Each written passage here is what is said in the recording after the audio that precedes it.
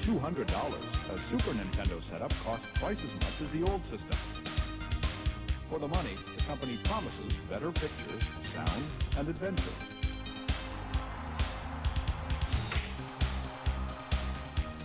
Now you're playing with power, superpower. You're the king, I tell you! The king! Only for Super NES.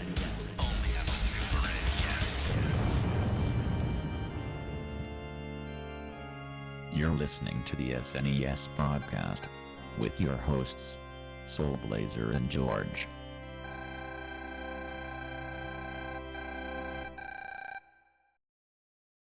Hello, welcome to Super NES Podcast, episode number 129. I am Greg, joined always by my other co-host George. Roar, I'm a wrestler, man. Look at me, I've got biceps and triceps and quadriceps and bivriceps. That's a thing, right? You're a wrestling fan. I wouldn't know.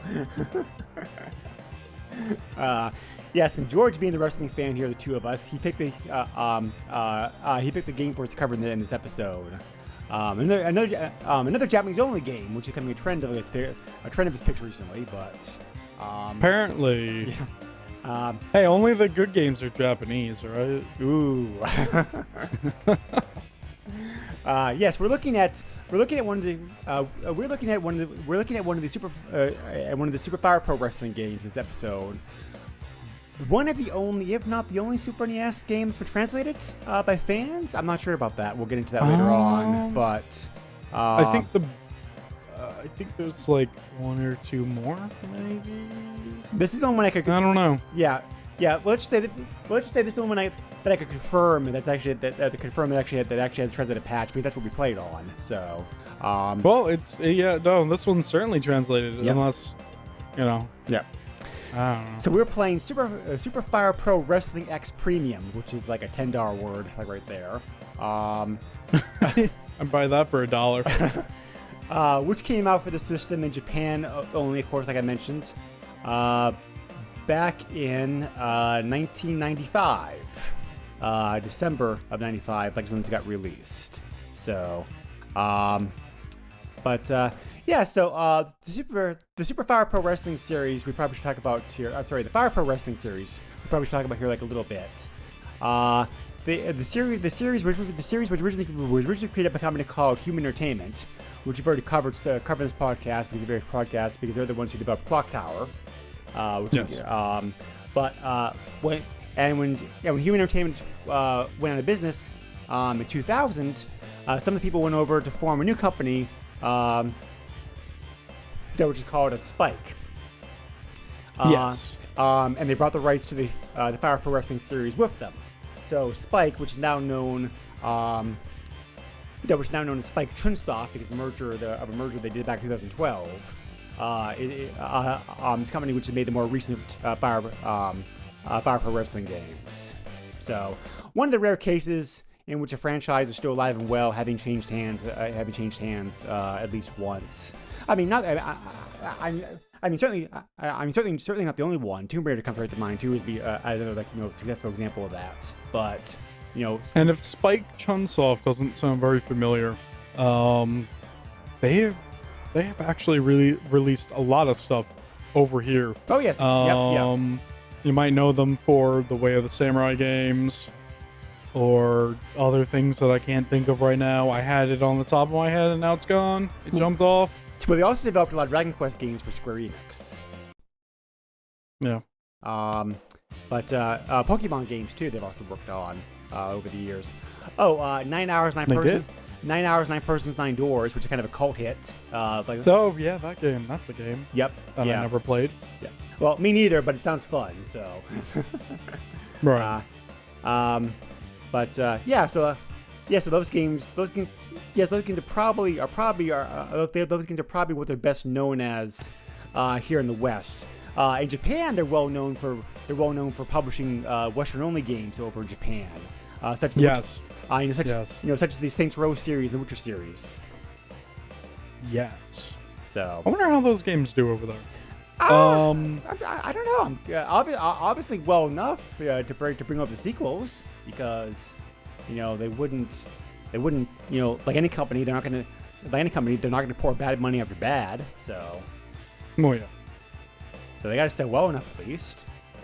But Yeah, they do a good job of bringing over Japanese games here, which is becoming more and more popular. Very, very, very, very, very popular. oh yeah, yep, for sure. So I'm actually trying to look this up because I could have sworn. You keep going. so I'll talk about it in a second. So the first Fire Pro Wrestling game was made back, like was created way back in 1989, known as the Fire Pro Wrestling Combination Tag. All the games in the series have like these like $10 word titles for some reason. So, this game was a PC Engine game, which is the Japanese equivalent of the TurboGrafx 16. Well, it is the TurboGrafx 16, just with a different name. Right? Yeah. Sorry, but what I mean, like we know it's TurboGrafx 16. So, Yeah, just make it clear. Could have been a little confusing in what you said. the game also came out, by the way, on the Wii Virtual Console in 2007. Japan only, but it's one of a handful of older games that got ported over to that system, which is interesting. So they had success with the series almost immediately from the start, because Super Fire Pro Wrestling thing doesn't. The Fire Pro Wrestling series has some very like unique attributes to it, which we'll talk about here like in a moment. So, for the longest time, however, at least for all the games that Human Entertainment developed, none of those games got a Western release. At least a Western release under that name. There was a game that they created in the Fire Pro Wrestling series in 1989 for the Game Boy that did come out over here in the West as How Wrestling. So that is one game that came over here early. But the thing I was talking about before, I thought they published the new release of Metal Wolf Chaos. They did not. I thought that was them. Right. That was the Japanese only original Xbox game where you play as the President of the United States and you're in a mech fighting people. Oh right. That came out on PC as Metal Wolf Chaos XD. Yep. Worldwide this year, I think. Oh cool. I don't Okay. Yeah. It's not relevant. Just I thought they published it. They did not. Yeah. Yeah. So over the years, the Fire Pro Wrestling series has come out on numerous consoles. It's been the PC Engine. It's been on the Super Famicom, Sega Mega Drive, PlayStation 4. Yep. The arcade. There were some like arcade-only games. Yes. PlayStation, Saturn. There was a Wonder Swan. There was also a card game. There was also I didn't know that. there was also a game for the iMode system, which was a Japanese-only mobile internet device. Yes. From the 2000s. Dreamcast, Game Boy Advance, mobile. Mobitch? Okay, that's another like Japanese. Hey, name. what did you call me? There was a Fire Pro Wrestling game for Mobitch, which is a portal and social network, network for Japanese phones. So, There was a lot of those things. yes, In that time, So, there's like 5 million different services over there. I don't know what they're doing. So the most recent games in the series were Fire Pro Wrestling, which came out for Xbox 360 in 2012. Let's not talk about that one. And Fire Pro Wrestling World, which came out for Steam in 2017 and PS4 in 2018. Which I have seen in action. And action looks like a very good game. Yes. So, after Spike got the series in 2000, that's when those games started to come out. Like in the West as well. Starting with the Fire Pro Wrestling for the GBA in 2001. That was the first official game in the series that got a Western release. When did the PS2 one come out? Do you see that on there? PS2 Because I think that's had- Fire Pro Wrestling Returns? Question mark. Yeah, PS2 had one game, which was oh, sorry, PS2 had two games. The Western game was Fire Pro Wrestling Returns. So there also was Right. There also was an earlier game called Fire Pro Wrestling Z, which was Japan only. Yes. So, But we did get a Western release for PS2 one. I actually own that game. oh, how is it? It's like Fire Pro Wrestling World, but I don't want to say dated. It's almost the same thing, except there isn't as many features Okay. as Fire Pro Wrestling World, All right. but it's like almost one-to-one Right. kind of. There's also a spin-off series, like Fire Pro Wrestling games, which are you mentioned briefly, because even though those games are Japanese only, you may have heard of them. The King Coliseum series, Okay. which is a PS2 series of 3 games. Right.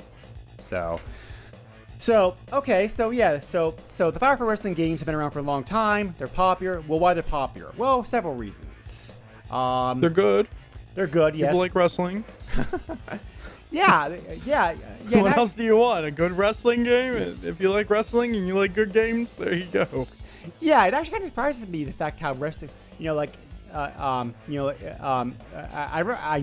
this, but I really didn't know until I started researching this podcast. Wrestling's very huge in Japan, possibly even Oh bigger, yeah. Oh yeah. possibly even bigger like over there than it is over here. Oh, it's certainly bigger over there. Actually, New Japan Pro Wrestling is one of the companies over there, and they caught wind like years ago because they started a streaming service. They caught wind that a lot of Westerners were signing up for their service.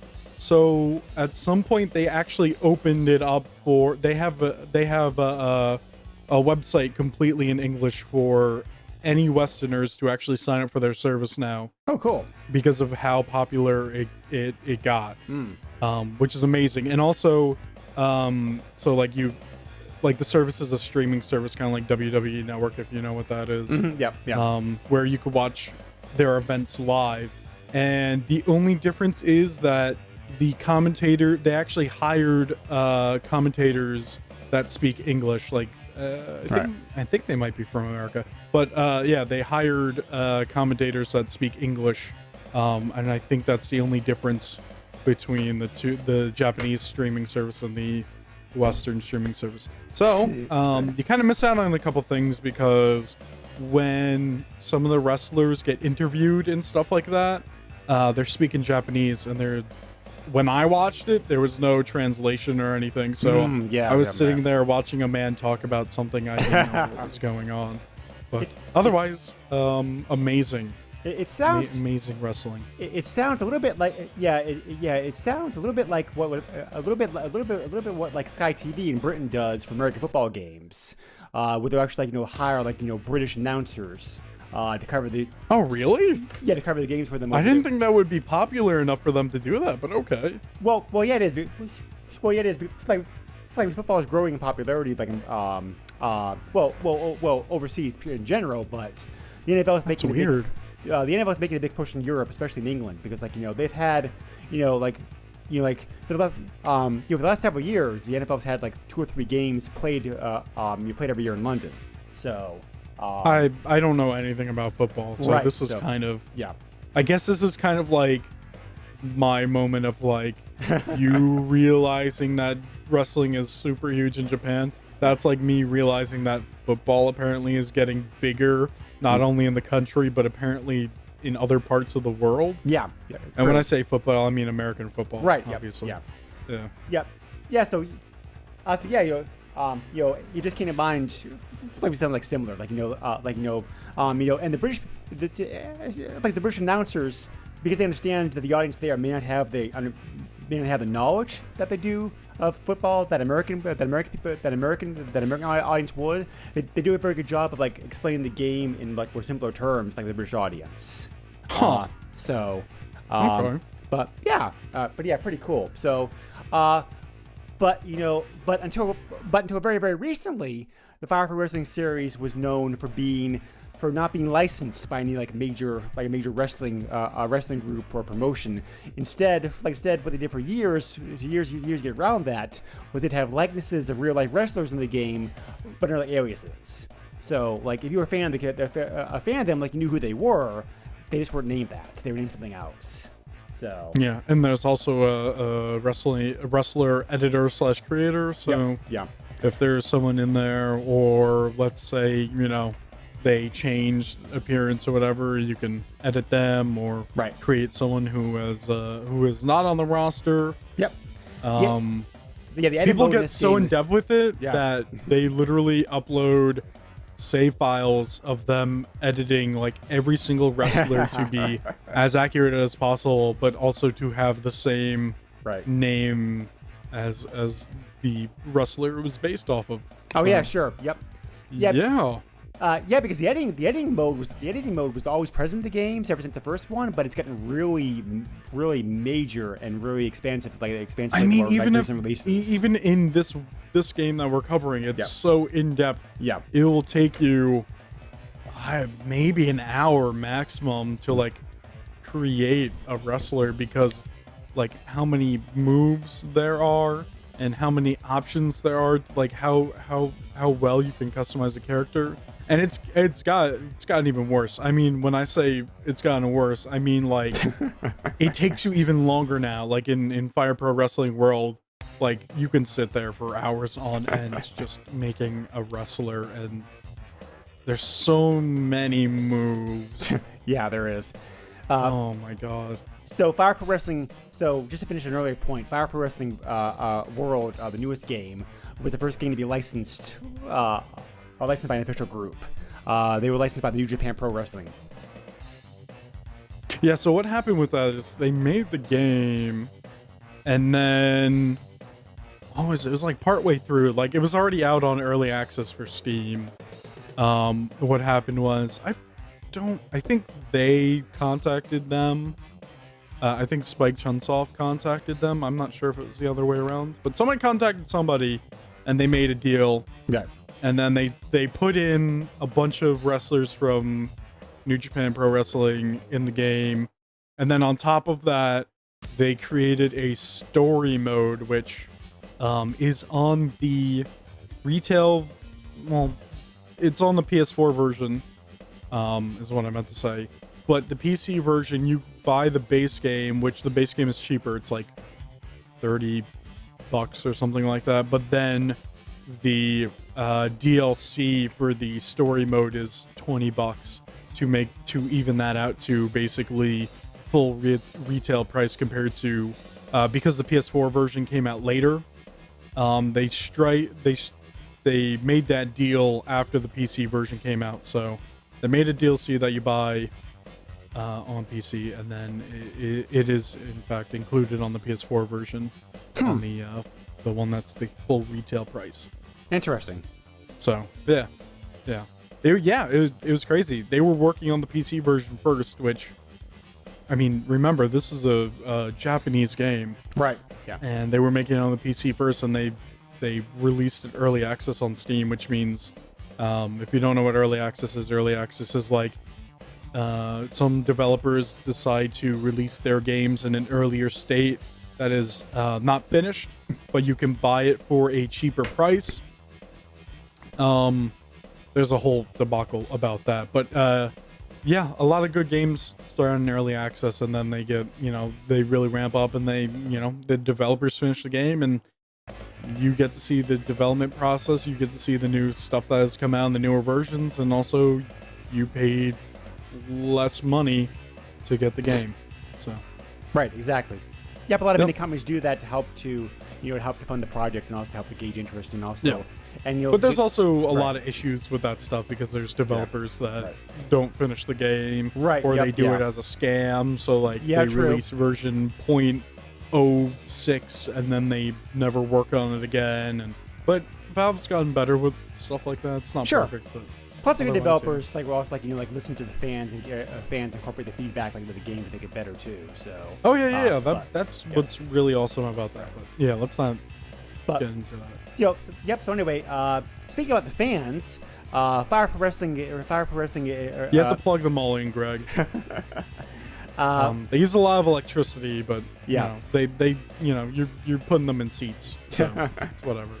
So Fire Pro Wrestling, beyond also having like a large roster of playable wrestlers recognizable from recognizable like in the real life counterparts.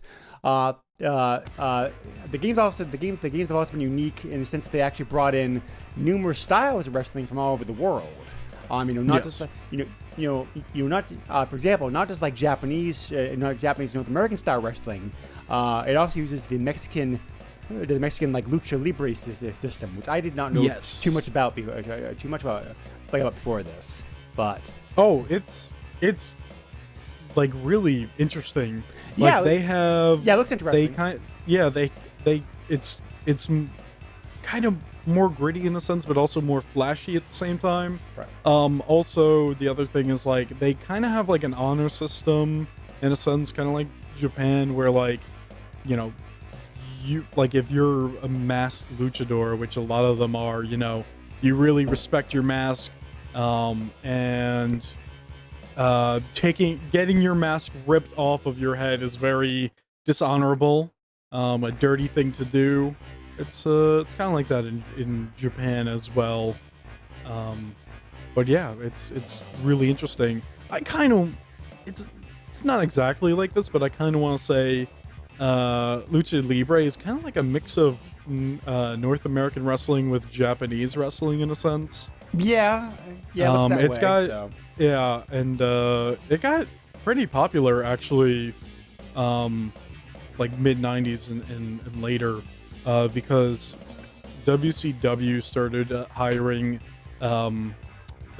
South American wrestlers, and they would do their stuff, and it'd be so totally different. It was stuff that a lot of people haven't seen before, and and there used to be a company, what was it, Lucha Underground? I think they closed somewhat recently, but they were a lot of Lucha Libre stuff as well, I believe. I haven't seen anything of theirs, but I kind of know them in passing. But I think they went under. I'll have to take a look. Yeah, there was one. Yeah, I was watching a video the other day. There's one Mexican lucha wrestler who name I don't remember right now. He was so dedicated to his job and to his mask that he never took it off. Like his whole life. He only there's only like one recorded instance of him like taking it off. Oh, that's a very serious thing for them. Yes. Yes. So the Fire Pro Wrestling games over the years have also included other styles. Other styles of wrestling like their games too. Like athletic junior heavyweight style, realistic strong style, women's wrestling, which is known in Japan as Joshi, and also like violent hardcore wrestling, which is like no holds barred, no rules, that kind of stuff. So very good mix of like styles and wrestlers, in the games over the years. Something else that the games are known for is these focus particularly heavily on timing-based grappling, like for the control system. Which is a little bit hard to explain. It kind of encourages the use of like complex strategy. You're trying to do things in stages almost, trying to work up to do increasingly powerful moves like on your opponent. And because it's timing based, you really have to have some like good like knowledge of the system being used, and reflexes and whatnot, which we'll get into later on. I think because this system's both. I have issues with the system. Let's just put it that way. But the way that this game works is that it's kind of like if you have knowledge of how wrestling matches go, I think you'll understand this game better. So the way that this game works is that you want to weaken your opponent, because trying to do the stronger moves at the beginning is not going to work out, and they're going to get easily reversed and whatnot. So this works totally different than a lot of other wrestling games. You know, there's some wrestling games that are fighting or beat 'em ups. Because a lot of wrestling games like use like the because a lot of wrestling games a lot of wrestling games use like your button mashing tactics, and you can't do that in this game. Yeah, like you know, the WWE games, the more modern ones, and you know, we can even talk about, you know, the ones from like PS2 era, where they're not exactly button mashy, but you know, you have set moves and you can do them, and then the other person would have to try to reverse them by hitting a specific button and all that crap. But the way that this game works is like it's totally more grounded, it's more realistic in a sense. So like it's totally about using the weaker attacks first and then starting to work your way up.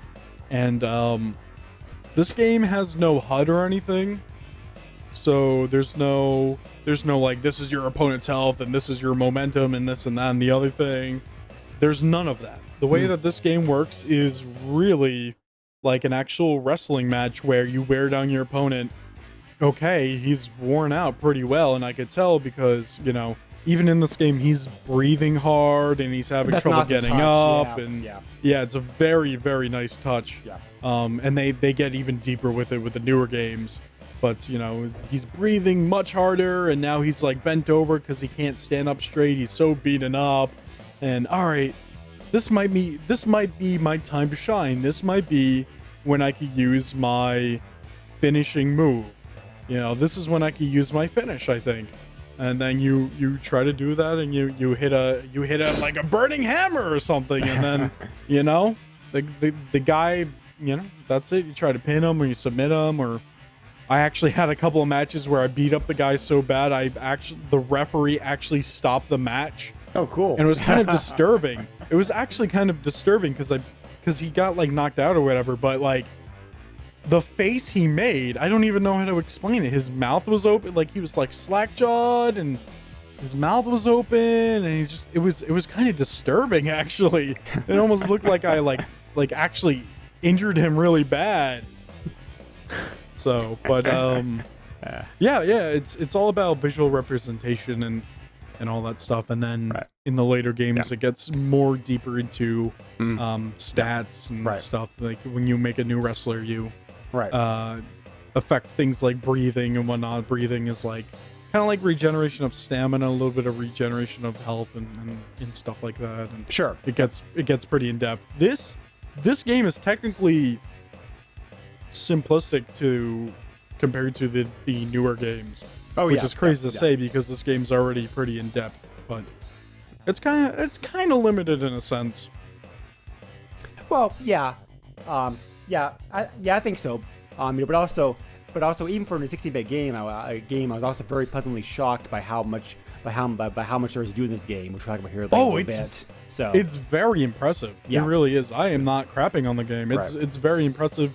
Even to look and see what they did to this day has got me impressed. It's very impressive what they did with the limitations and whatnot. There's just so much to do in this game. Definitely. So we already mentioned the edit mode and just how awesome that is. So really the last point I'm going to make on what makes the Fire Pro series, the Fire Pro Wrestling series kind of unique is just the like all the modes and options you have available to you. Like even this game, there's a ton of playable modes and characters at your fingertips. Yeah, and there's not really anything to really unlock. It's kind of just like out there for you. Everything's already there basically. Fire Pro Wrestling World kind of does this thing where the more you play, the more edit points you get for your creative wrestlers, so you can make them even stronger. But otherwise, there's not really anything to unlock per se. There are some hidden things in this game, which we'll talk about here like later on. But but yeah, you're right. Like for the most part, there's so much of the game that's available to you at the start, which is kind of refreshing, like compared to like modern games, and so much like you, so much hidden behind walls for one reason or another. So yeah. But so as I mentioned before, this game came out in 1996. This was the last Super Famicom game in the series. There were a lot of games in the series that came on Super Famicom over the years. The series started off with Super Power Pro Wrestling, which was almost a launch title. It came out in Japan in December 1991. So that was followed by Super Power Pro Wrestling 2, and then it was Wrestling 3 Final Bout. Then you had the Fire Pro Women All-Star Dream Slam, which was another like one of the rare cases about a Fire Pro Wrestling game being licensed. This game was licensed by the All Japan Women's Pro Wrestling League, so they had all like real wrestlers like in the game with their names and whatnot. I think that was the other one we were debating about playing. Yeah, but we couldn't find out if that one's translated or not. So I think it was. I think the reason why I didn't select that one though is because I don't really know much about female Japanese wrestling. Right. Then there was also Super Fire Pro Wrestling Special, and this game here Super Fire Pro Wrestling X is just kind of like an improved version of Wrestling Special. There's really not that much difference between the two games. And the last game for the system, which one was Wrestling Special? The one with the story mode? I don't remember now, because there's one with a story mode that, if you're really deep into, like, if you're really a fan of the series, you'll know about this game. But it's really easy to confuse. But there is one that has a very in-depth story mode where the ending is like starting to actually start getting really well known now because of how dark this not just the story is, but the end of the story in itself. I won't spoil it though. Yeah, I think you're right. Hopefully, at some point it could get translated if it's not already, because I would certainly like to cover that and play through that game. Right. Yeah. Yep. Definitely. So I was going to say there was also one more women's wrestling game with the system, Super Fire Pro Wrestling Queen Special. So that makes a total of like 7 games in the series that came on Super Famicom. So system got a lot of support from the series over the years. But yeah, this one here we're covering this episode, Super Fire Pro Wrestling X Premium, is the only one I could find that had a complete translated patch available online. Some of the ones had some partial effort done; they hadn't been finished.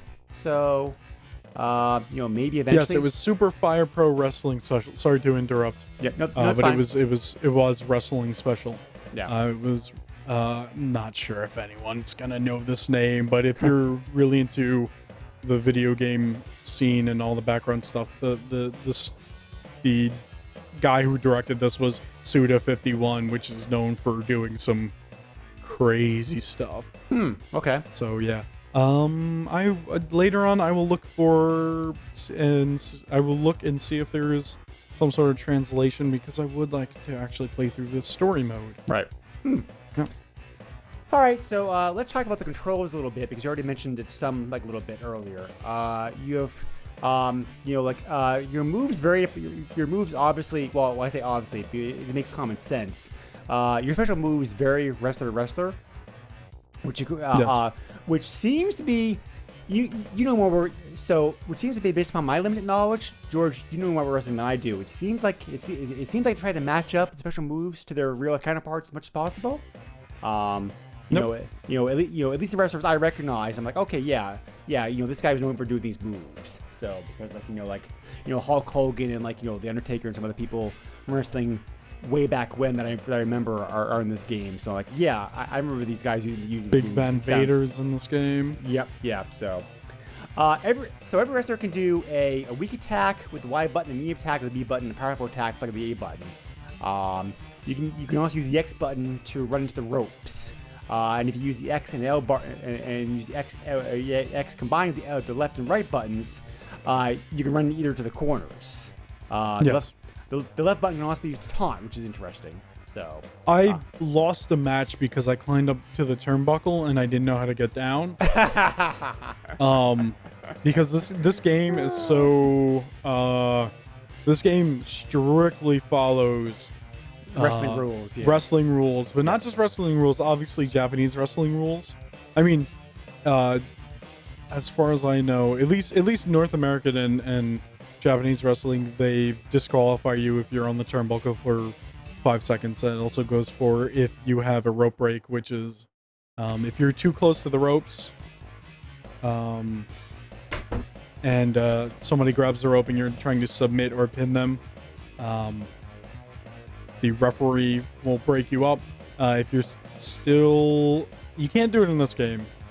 There's some games you could do it, but in real wrestling, if somebody is submitting somebody and they are holding the ropes, they will give you to the count of 5. If they get to 5, you are automatically disqualified unless the match is a no disqualification match. So that happens with stuff like that. And then when you get out of the ring, usually they count you out unless it's a specific match where you can get out of the ring. In Japan, they count to 20. But it's a fast count, so it's technically almost like a 10 count, like in North American wrestling, or I guess should just say Western wrestling, I guess. But yeah, there's some differences, but I think you can change it to a 10 count. I don't know if they count fast still. I haven't checked that out. There's also a mode for there's also a setting you could change to do a 2 count instead of a 3 count when someone's pinned. Right, I was gonna mention here like a little bit. Yeah, that's definitely a Japanese thing. You don't see that at all in any sort of like American wrestling games or anything. Yep. Nope. Yep, for sure. Good points. I was gonna talk about the move, the other modes and options here like in a little bit. Okay. So we should finish up the moves first. You can also run, which is required for various moves. Require you to run. We already talked about grapple. Grappling is a very very important part of this game. George already talked about how grappling works. Yeah, it's all timing based, and you don't press any buttons to grapple. You just walk into them. Yep. Yeah, I was surprised. So I was surprised. So I was surprised to see this game at 2 grappling modes, like both the front and back. So. Oh yeah. So. You gotta do that German suplex, man.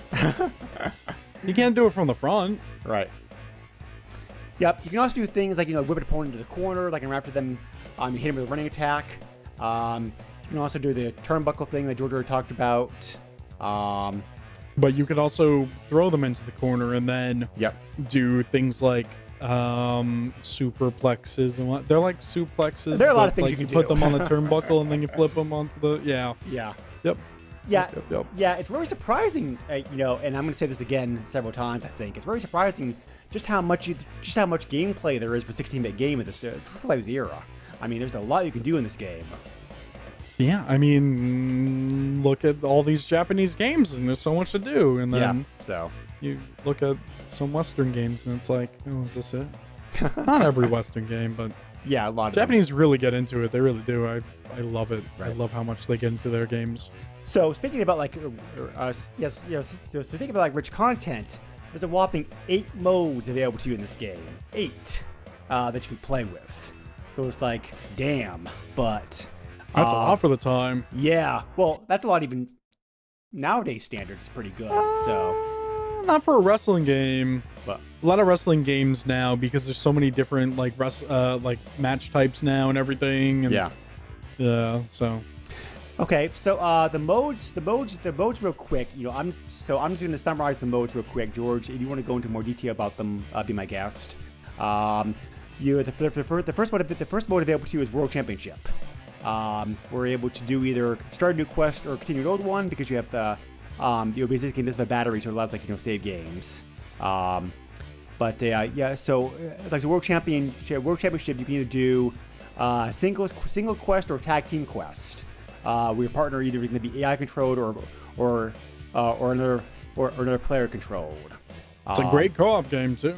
Yeah, exactly. So you can also set the difficulty level that the AI is on, which is cool. So 3 settings for that. In this mode, you wrestle every match in succession. After each match, you have the choice of either saving or continuing. You have to, and so if you're playing World Championship singles quest, you have to defeat a total of 79 wrestlers, which is like, I know, it's like, wow. So I didn't realize it was that many. Yeah. Tag team mode has you 38 matches. So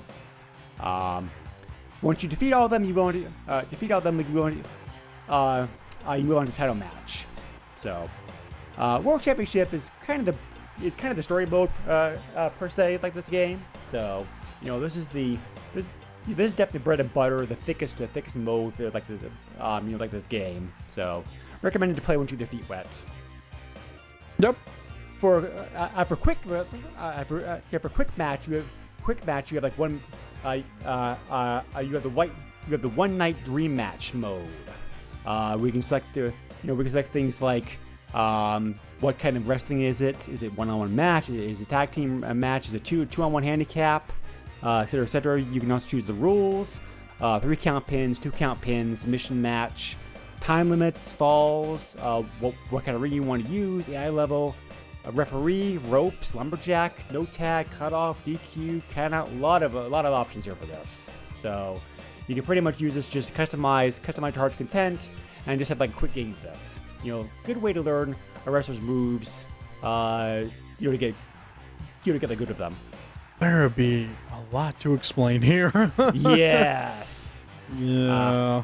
Well, most of this I think it's like common sense. Well, I mean, when you say like a lumberjack match, I bet you a lot of people don't have no idea what that is. Well, to say that one, that one, and the cutoff and DQ ones I was gonna ask you to explain, but because I think those ones. Well, the DQ setting is disqualification. So if you turn off, okay, yeah. If you turn off disqualification, then you can do things that you're not supposed to do originally. So my handy sheet file I have here explains lumberjack mode as being toggled. Is being able to toggle whether wrestler that leaves the ring will automatically re-enter like he's able to. So, which may not be the best definition for it, but that's one I have. I don't even know what that means. What you just said to me. A wrestler is able to come back into the ring once they leave? Yes. I don't even. What does that mean? It means that wrestler can come back into the ring anyway. It means that if the wrestler leaves the ring, if he's able to re-enter the ring, i.e. he's not pinned or knocked out or whatnot, he will automatically re-enter the ring. If lumberjack sets are on. If he's off, he doesn't. Huh. I guess that's a weird way to explain it. Like I said, that's the definition I have. You may be able to explain it a different way, so. But. I mean, I'm not even sure that's really right because lumberjack match is usually when a bunch of wrestlers on each side like swarm the outside of the ring, and if somebody gets thrown out, they get basically pummeled and they try to get back in, but that's not going to happen. So next mode in this game is Exciting Tournament, which is a single elimination tournament just like with 16 players. The default is like only three players, but you can go up to 16 on this one. Your options, again, many of the same options that you had from the past one. Like rules, ring type, AI level. There's also a skip mode in this one, where if all the wrestlers involved AI controlled, you're able to skip the match. It just clicked for me. I did make the connection here with what you read for the lumberjack match. It's you're not too far off. Yeah. Like I said, there are wrestlers that are outside the ring, and then they basically beat you up, and then they throw you back in. It's definitely more of a like, no, you can't run away from this match, but also like, hey, like we're gonna get shots in while you're outside. Right. So yeah. There's also so next up is the Mega Fight League, which is the round robin tournament like anywhere from four through 2 players. Pretty similar to the last one. This one, however, has like these two ones, the tournament modes, have the option about the ropes. We said either that the ropes can be broken or not, which is like very cool. It's like, to have a wrestling game to have that much detail is like pretty awesome. No, and it happens in real life, and it's definitely happened right. multiple times. Then you have the elimination match mode, which is elimination match between teams of 5, which is again many of the same options as like previous options. The teams here are made up of like combination of like Japanese wrestlers or like Western wrestlers or whatnot. So or also like mix and matching. There are some teams here that definitely like an international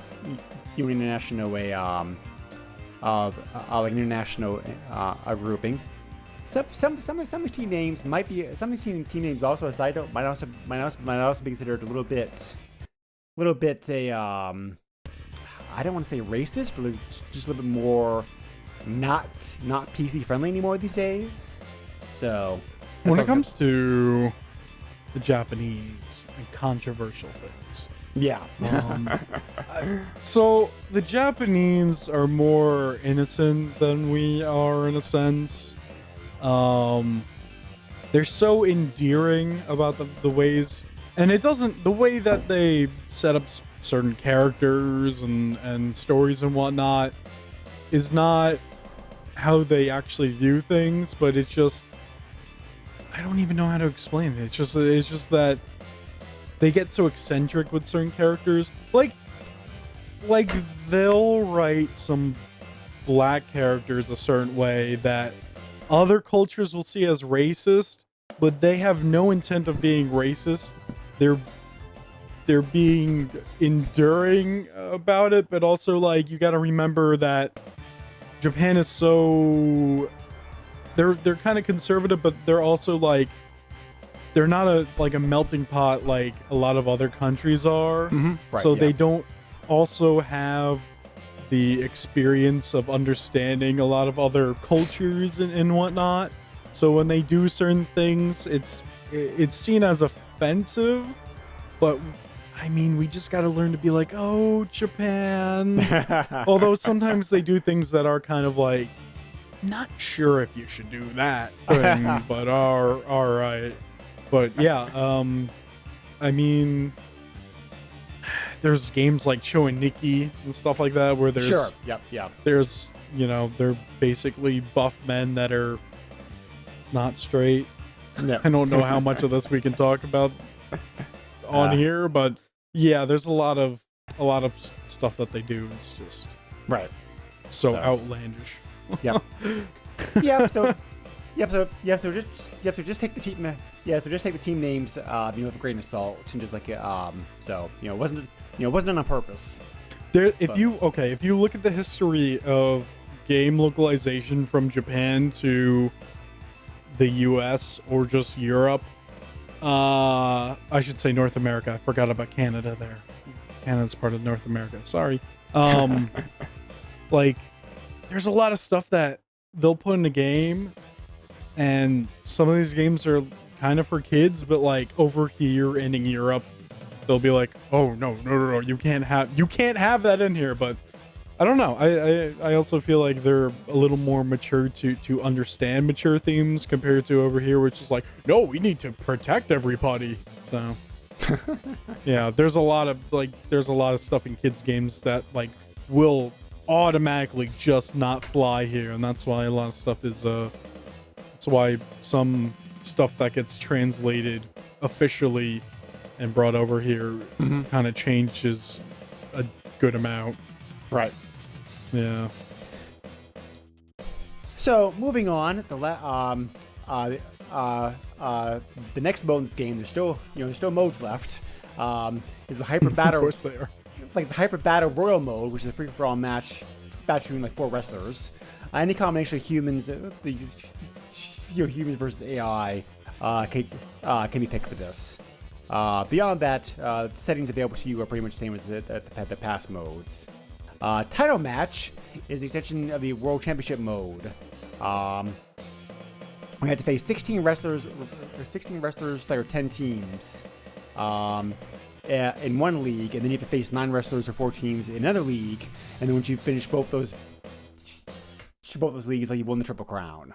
So, and then finally, not a mode per se. There's also the wrestler edit mode, which allows you to edit your wrestlers. So, In depth. Yep. Also, from the menu screen, you also have an option menu available to you. These options will affect the entire game, regardless of what mode you're playing in. They include sound, background music, sound test, shadows. If you want to have like the wrestlers generate shadows like in the ring. Auto move, which makes the grappling moves random, which you turn on or off. I forgot about that. Yeah, very nice. So, and if you want to, you can also like erase the battery from here as well. So,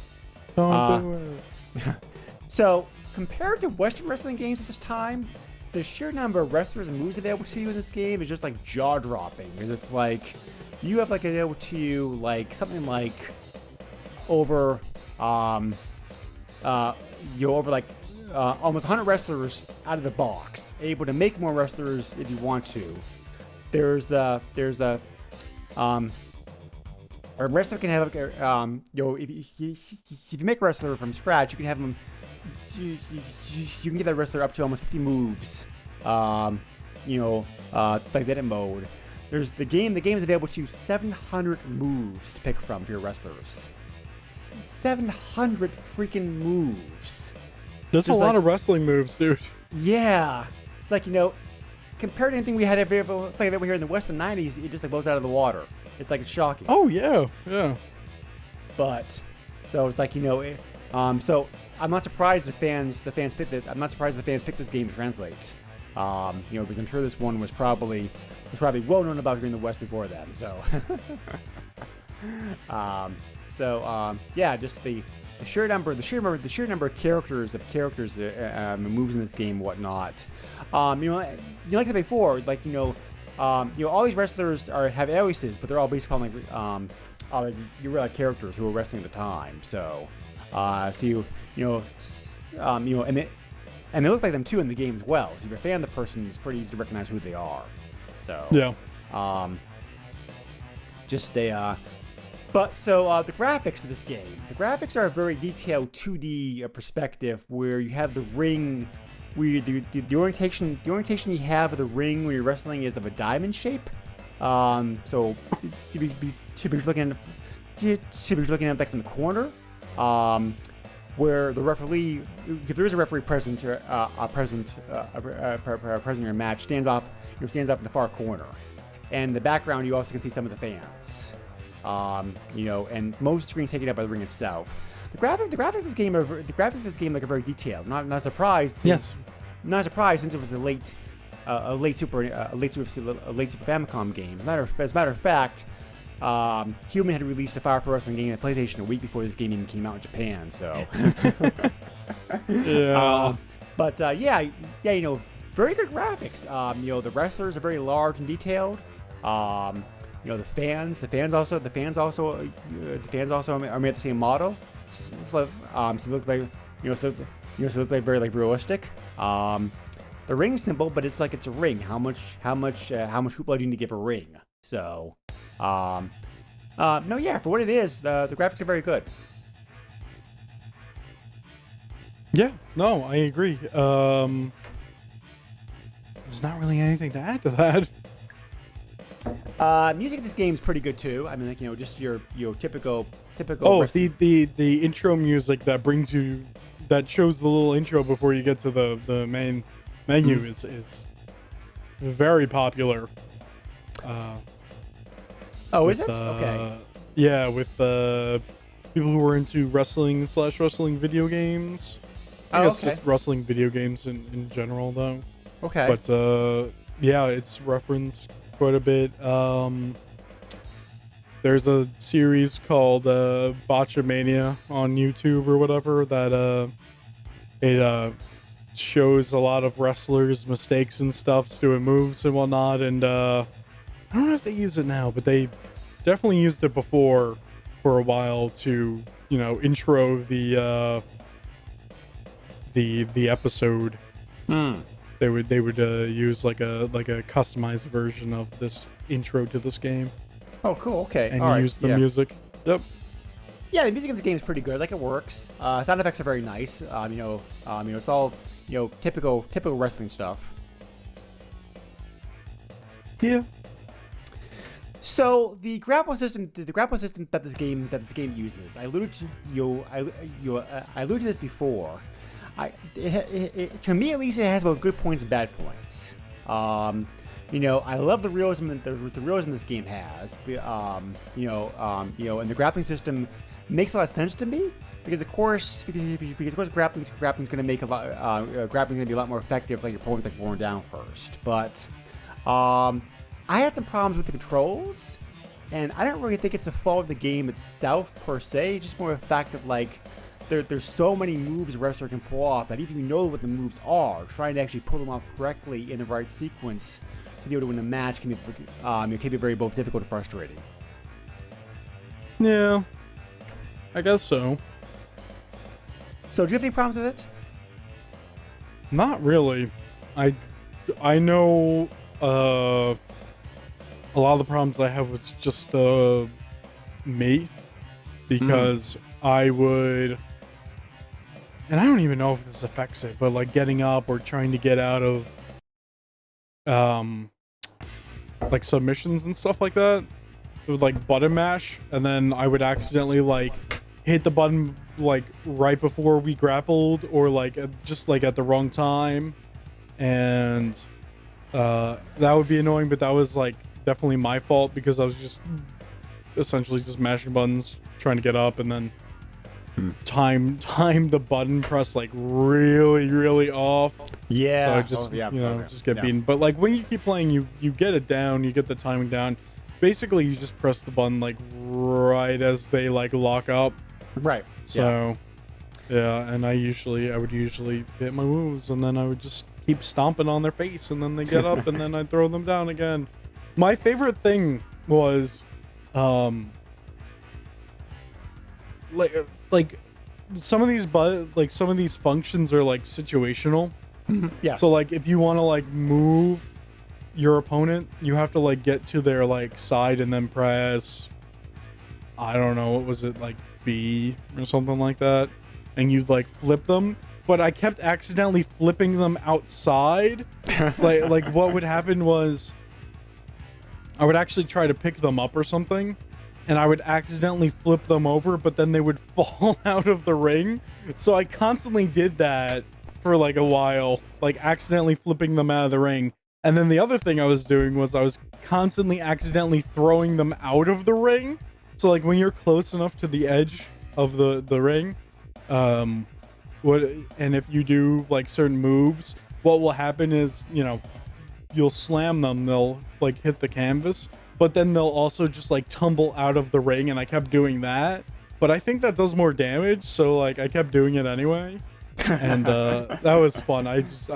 There was a time where I was sitting here playing the game and just laughing my butt off because I kept accidentally throwing the guy out of the ring. Yeah, I definitely had similar experiences. So this is definitely a game that you would like get together with a bunch of buddies, set up like a tournament or something, right. Oh, yeah. and just like have a bunch of drinks and just laugh and have fun for like the whole night. Yeah. This is something that you would like play at like college or something. You get a bunch of guys and do like a drinking game or something. Yeah. Which is a real shame. Real shame this game didn't come out here like in the West, because I don't think, probably because like Not a very good reason to bring it out because it's so ingrained in Japanese wrestling and everything. I can see a very good reason why they wouldn't bring that over here. But you'd probably be better qualified to say that you'd be qualified to speak on this than I would, George. But based upon my limited experience of wrestling games, I don't think any Western game got this rich of a gameplay over here. No. For a good 10 years at least. This game is more in depth than even a good amount of PlayStation wrestling games we got over here. Yeah, I was gonna say, I think it was really the it was probably the PS2 generation that the wrestling games finally started to have everything this game had in it. So basically, there's a reason why the series is still alive and well today because because it keeps selling. Yeah. And this was also a very good game for us to look at because this being the last Super NES Fire Pro Wrestling game, this is the culmination of everything they learned and developed over the years. So there's a lot of options and modes and characters available in this one that was not available in previous games, for example. So, going back to what you said before, I may have found the controls to be frustrating, but I also really did appreciate just how rich they were and how many how many moves the characters had. Because I definitely had experiences similar to yours, where it's like I did things I didn't mean to do, and I'm like, oh well, okay, that worked, so I can't complain. But just like there's a lot of replay about there's a lot of like there's a ton of replay value in this, especially if you have something that another human to play against. Because of all the characters available to you, like all the options and all the moves and everything. So such a large game. I was just shocked when I started getting to it. Just how much meat there is here. Yeah. You can let your imagination run hog wild. So outside of the controls. And having to look at the guide, I think, to figure out all the 50, all the 50 moves the character has, outside of trial and error. I really didn't have any complaints about this game. Was there anything? So was there anything in this game, George, that you kind of wish may have been improved a bit or changed or whatnot? I don't know. I can't think of anything. I think it's really good with what it has already. Now you hadn't. Now remind me, you hadn't played this game beforehand, right? Before this. Not this one specifically, no. But you had played Fire Pro Wrestling games like in the past. Yeah. So you basically knew what to expect. Oh yeah. Were you still surprised though, like I was, by just how much, by how much content that was available in this game? Yes and no. Yes, because of like how much they crammed into a Super Famicom cartridge and what they could do even with limitations. Mm-hmm. No, because Fire Pro is already like really known for doing this kind of stuff. So kind of half and half on that. How would you, generally speaking, rate this game compared to other wrestling games that you've played and enjoyed over the years?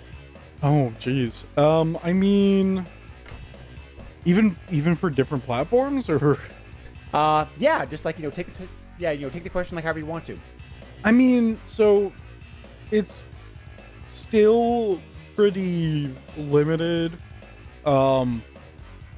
It makes really good on letting you use your imagination and also how many wrestling moves are in the game. Oh yeah, it's shocking. But to today's standards, the visual customization is lacking. It's still impressive, but it is lacking compared to certain other wrestling games today. Even the new Fire Pro wrestling game. I don't know. This definitely is pretty high up though because of how much you can do in this game. If I were to play if I were to get some buddies over and we were to play a Fire Pro Wrestling game, don't think it would specifically be this one, but if we were to play an older one, it probably would be Returns on PS2, because that is almost 1-to-1. It is pretty close to what you can do in Fire Pro Wrestling World, but I think that's kind of a good point of comparison. But it is still pretty high on the list. There are a lot of wrestling games out there that are so limited and not so great. Yep. And yeah. So, this seems to be a pretty good pick up and play game because I'm not very good at wrestling games, and even though this game's not button mashing, I don't know if this is really pick up and play. This is definitely something you have to sit there and you can read a manual, you can read a guide all you want, but this game definitely is like, you gotta, like, if you want to get good at it, you gotta sit down and learn how to play the game, learn the right timing, and so on and so forth. You're right. The point I was going to make was that I was still able to get into the game like pretty easily and still have some fun with it. The game is more user friendly to me than other wrestling games I played before in the past. Let's just put it that way. So, you're right. If you want to get good at the game, you really have to study the moves and practice and whatnot. But the game was approachable at least, so I appreciated that. Yep. But no surprise that people consider this to be one of the best games in the series. This game still has a very passionate fan base, even to this day, still making wrestlers, still doing still sharing their files and doing their files whatnot like each other. So what's so great about Fire Pro Wrestling World is that you can share your custom content online, like just through Steam, and I think PS4 has a system for that, but it's built into the game. Oh, cool. But through the Steam Workshop, you can share all your stuff for everyone else to download it. It's awesome. Right. So, yep. So, this game got very high marks. I could not find any Japanese magazines that covered this back in the day, but looking at sampling of modern reviews, the average rating for it was about 4 out of 5 stars. So, and most people consider this to be one of the greatest wrestling games made of all time. One of the best Fire Pro games made. One of the best Japanese wrestling games. So even today, this game still gets a high praise. Yeah, and there's a reason for that. They did a very good job. So I mentioned before cheat codes. There are some cheat codes available in this game. Most of these simply give you things that you'll give you things immediately that you wouldn't unlock until after you completed certain things in the game. So you can use these cheat codes if you want to be able to speed things up, to be able to unlock things in the game without having to go through all the hassle of unlocking them normally. For example, there are hidden characters in the game. Normally to unlock those, you'd have to. Oh wait, no, I'm sorry.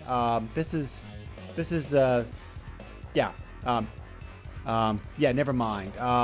The way this file was explaining it made it sound like actually there was cheat codes. There actually are no cheat codes. But I will tell you how to unlock everything in this game. To unlock all hidden characters, you have to complete both tournaments in title match mode.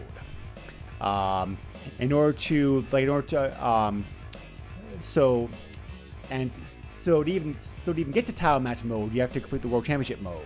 So it's like you have to do one first, then the other, then the other. If you're able to win the Triple Crown in one division, you're able to get you unlock the ability to give all your creative players 100 stat points. Ooh. If you're able to take a creative wrestler to win Triple Crown in both divisions, you're able to that unlocks the ability for your creative players to have 150 stat points. Jeez. So, yeah, those are how you unlock unlock hidden things. The hidden things in this game. So, as mentioned before, this is this is available here for translated. Sidra made an English translation patch for this game, several years ago. You can find that on the romhacking.net site. If you want to go find it, go find it on there. The game is playable without translation. It's just the names and whatnot are obviously a lot easier to be able to recognize if they're in English. If you're a fan of wrestling and the wrestlers and looking for somebody to play as, it's a lot easier to be able to find them if their names are their names are English, obviously. So, that's the main. So that's the main perk of the patch that it offers you. This game does not need a patch to be played. It helps. So, but very good game. Very surprising because I usually don't like wrestling games all that much, and I definitely had a lot of fun with this one. So, well, I'm glad to hear that. I'm gonna have to check out some other Power Pro Wrestling games. Like I said before, I've seen World played. I just haven't I just haven't tried the game myself. Maybe next time it's on Steam sale, I'll pick it up. Yeah, maybe. It's a cool game. Yeah. Being a Japanese game, there's not too many copies of this game available. Available on eBay. It is on there. You can find it. You just don't expect to have a lot of choices. Most of these copies are copies, obviously, because it's a Japanese game, are going to be available from Japanese sellers. For example, at the time I was recording this, there's 7 copies. They have 7 copies of this game that this game currently listed on eBay. 6 copies of the game recently sold. With the exception of 1 copy for sale, all these copies were listed by Japanese sellers. But the prices are not that bad, as far as shipping the States. Currently prices, these prices include shipping. They sold anywhere from $7 to $27. That's really good. Yeah, it is good. There was 1 CIB copy that sold recently also for a complete for $52. So, yeah, not bad prices. So, anybody who enjoys wrestling should definitely check this out. Anybody who enjoys a particular style of wrestling, maybe like Japanese or American or whatnot. There's probably enough famous wrestlers and styles in this game to keep you happy. It's a very good Fire Pro Wrestling game. A very good way to approach the series. Especially for somebody who's only familiar with the more recent modern Western games that came out on GBA and whatnot. I'm trying to look for. Okay, here it is. I'm on Amazon Japan right now, because Amazon Japan specializes in shipping to the West as well. Yep. Compared to other Amazon, all right, to put this in perspective, trying to get anything from Amazon Canada, even if you live in the US, is a nightmare. But getting stuff from Amazon Japan is actually really simple, because a lot of people from the US and Canada and so on and so forth actually buy here. I can't find. I don't see any listings for. Oh, okay. All right, here we go. Oh, here it is. Let's see. How much are they selling it for? Looks like they are selling it for. There's about 9 copies of this game for 731 yen. Yeah, it's about, roughly speaking, 1 yen. That's pretty cheap. Yeah, very roughly speaking, 1 yen is about 1 cent. So that's about $8. Let's convert it, yeah. that's a very rough rough like no tool needed ballpark guide for. Actually, it is $6.77. Okay, the end's weaker, like right now. Okay, so It has been. It hasn't been as bad, but it has been pretty weak. 1 yen is equal to 0.0093 USD. So it's probably much cheaper to actually buy things Japanese right now. yeah, probably for sure. Yeah. The only thing is, obviously, it's going to be Japanese. Right. There are Japanese games that are in English, though. Yes. So. Yep. That's true. So, Yep.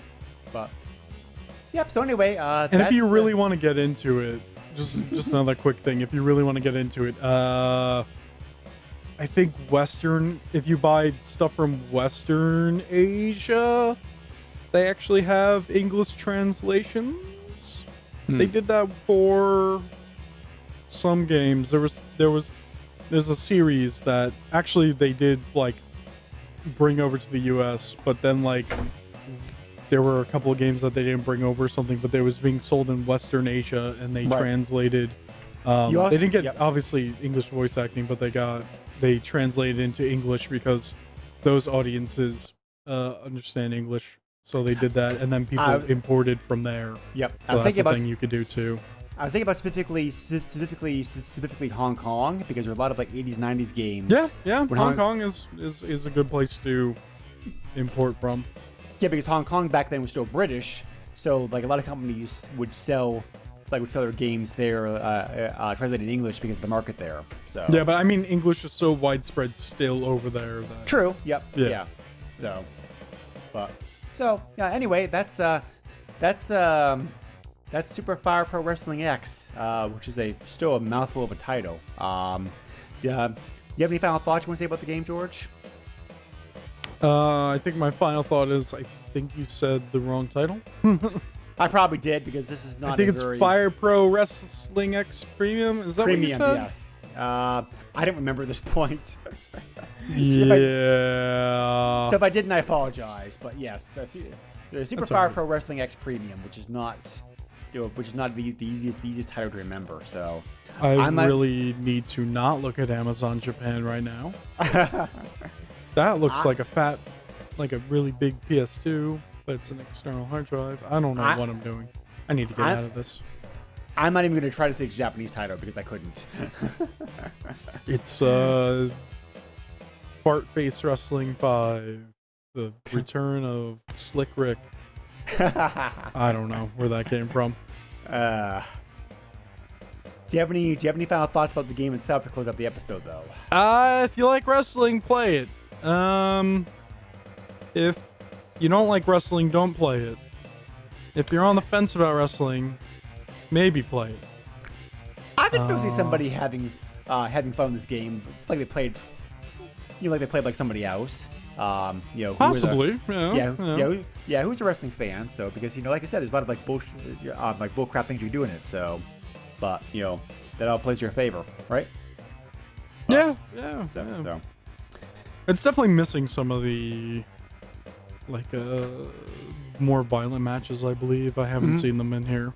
Sure. Yeah. And all the gimmick stuff like kaiju matches and stuff like that. Oh, but that's a totally different thing. Right. Yeah, that's one of the modern Fire Pro Wrestling games, but so. Yeah, hit people over the head with light bulbs and stuff. So next episode we're going from one pseudo sports game to another pseudo sports game. This is a game I had a lot of fun with back in the arcades, and like the Super NES version of the game I think is like very good. We're gonna be looking at Iron Man Stewart's Super Off-Road, which is a very fun up to 4-player off-road gritty truck racing game. So with power-ups, so you can like do things, so you can like do cool things to your opponents, such as like blow them up. I think I like this game, George. Is that legal? No, but but hey, it's a video game, so. I don't know if video games are legal. I think you'll enjoy this game, George. So, All right. but the NES version of this game is not bad either. The Super NES version is definitely the better of the two versions. So, but All right. anyway, we want to thank everybody for listening to another episode of this podcast. If you have any questions, comments, suggestions for future games, etc., you can either feel free to leave a message on our Facebook group, or you can also send me an email directly if you want to. The email for this is the SNES podcast at yahoo.com. We also have a Patreon, www.patreon.com/SNES podcast, where for as little as $1 a month you can get some cool perks, such as your name being mentioned by the end of every episode. As mentioned right now, Chad, Corey, David, and Sven, thank you very much for your help and support. Higher tiers also give you access to perks such as like early access to the episodes, and being able to dictate episodes for us. We have the rest of the year planned out already for the podcast. A couple of surprises and bonuses coming up. We're also gonna be taking a break in November, for a few weeks because I'm going to be out of the country and not be available to podcast. He's getting deported. Greg's going to be talking through a tin can with a very long string to me. A very, very, very long string can. Yes. So, like, more details and exact dates on those events will be announced next week closer to them. But so anyway, George, if people want to contact you, how can they do so? If you like to use Twitter, that's a thing that I use. My handle on there is _Derpkin_. That is at _DERPKITTEN_, and that's about it. Awesome. So final thought. Wrestling, a lot of fun to playing a video game, not so much fun in real life. Don't do it. A lot of boom boom, a lot of what's another onomatopoeia for wrestling? You're asking the wrong person, dude. A lot of boom boom, a lot of smack smack. There you go. Yes. Yep. Yo. But so many thanks again for listening, everybody, and we'll see you again next time. Take care. Bye. Nintendo controls 80% of the video market. But no matter how you play the game, or which game you play, things definitely have come a long way since Pac-Man. Now you're playing with power. Deep power.